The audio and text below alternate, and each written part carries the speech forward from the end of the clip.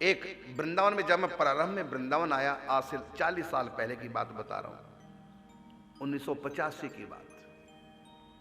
तो मैं वहां रहा, तो वहां एक महिला थी, उसको सब सखा जी कहते थे। पहले तो मैंने ये सोचा, और रहती भी थी पुरुषों की तरह रहती थी, छोटे छोटे पुरुषों की तरह बाल थे, और साड़ी वगैरह नहीं रखती थी, जैसे संत नीचे अचला पहनते हैं ऐसे। उसको सब सखा जी कहते थे। हमें उस समय इन बातों का ज्ञान तो नहीं था, तो हम कहते कि इनको सब सखा कहते हैं, लेकिन कि आवाज से तो ये पता चलता कि महिला है। फिर बाद में पता चला कि शरीर तो उनका महिला का है, लेकिन भाव उनका पुरुष का है। क्या? कि मैं श्री कृष्ण का सखा हूं। ऐसी पूज्य श्री पंडित जी महाराज, हमारे द्वादश गुरुओं में एक गुरु है पूज्य श्री पंडित जी, आप पुरुष के रूप में, लेकिन अपने आप को क्या मानते हैं? मैं यशोदा हूं, और इस स्वभाव को प्राप्त कर गए। कृष्ण मेरा पुत्र है, और समय समय पर बाल कृष्ण उनके पास आते और बड़े लाड प्यार से उनको खिलाते। तो पूजा पंडित जी का शरीर पुरुष का है, लेकिन भीतर से मैं यशोदा हूं। नंद बाबा भी तो मान सकते हैं, लेकिन ये रूल नहीं है कि पुरुष अगर पुत्र मानेगा तो वो नंद बाबा माने, स्त्री अगर कृष्ण को पुत्र माने तो अपने आप को मां माने। ये रूल नहीं है। स्त्रियां पिता बन सकती हैं, क्योंकि वो भाव देह अलग है। इस शरीर से उस शरीर का कोई अर्थ नहीं, कोई मतलब नहीं, कोई संबंध ही नहीं है।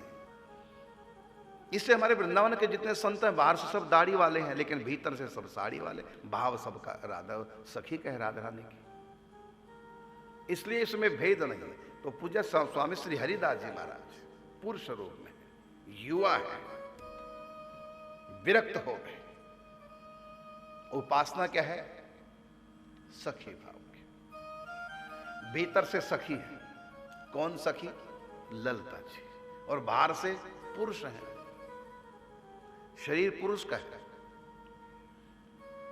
और भाव देह भीतर का ललिता सखी। ललिता सखी अवतार लेकर आई। या कहो कि ललिता सखी नहीं, वो शरीर धारण कर, जो भी जिसका भाव।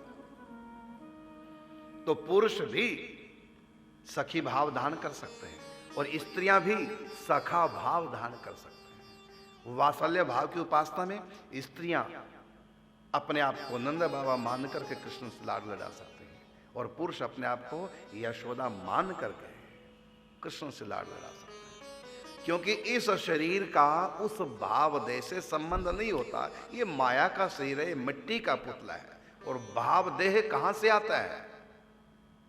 वो वहां से आता है, क्योंकि वहां सबके भाव देह ही होते हैं। वही भाव देह यहां पर प्रकट हो जाता है भीतर। भजन करते करते, चिंतन करते करते, इस मन के स्थान पर यशोदा का मन यदि पुत्र भाव है कृष्ण के प्रति, ये अपने आप को नंद बाबा भाव रखते हैं, तो नंद बाबा का मन वहां आ जाएगा, नंद बाबा का तन भाव दे भीतर आ जाएगा। और जब नंद बाबा का भाव आएगा सामने कृष्ण, तो ऐसा नहीं लगेगा कि मैं कोई व्यक्ति हूं या मैं संत हूं और अभी अभी देखो मैं नंद बाबा बन गया। नहीं नहीं, उसको तो उस समय ही लगेगा कि मैं अनादि काल से नंद बाबा ही हूं, कृष्ण मेरा पुत्र है। जैसे पूतना को यशोदा भाव की जब प्राप्ति हुई, तो उसको ऐसा नहीं लगा कि मैं अभी अभी यशोदा बन गई हूं। नहीं, उसको तो लगता है कि मैं अनादि काल से यशोदा ही हूं।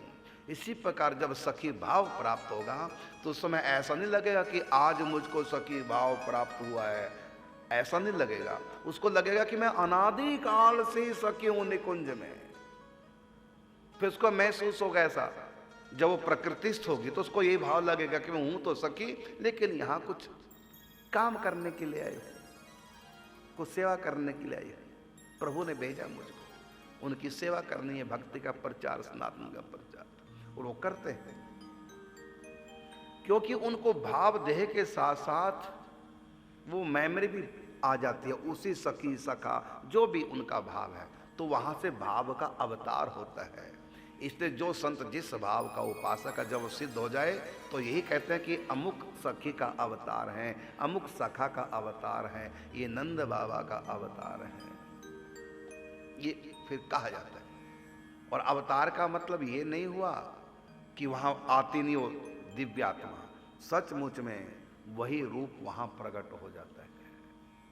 भूल जाते हैं कि मैं कौन हूं। जब वो प्रकृतिस्थ होते हैं तब उनको बाहर का भान होता है, नहीं तो उसी भाव में रहते हैं। तभी तो जब उस भाव में, तभी तो एकादशी के दिन भी चावल खा लेते हैं वो संत। क्यों? क्योंकि वो पुरुष भाव में नहीं, प्रकृतिस्थ नहीं, वो सखी हैं। मैं निकुंज में हूं, और निकुंज में एकादशी नहीं होती। निकुंज में तो सदा प्रभु को 56 भोग लगता है, युगल सरकार को।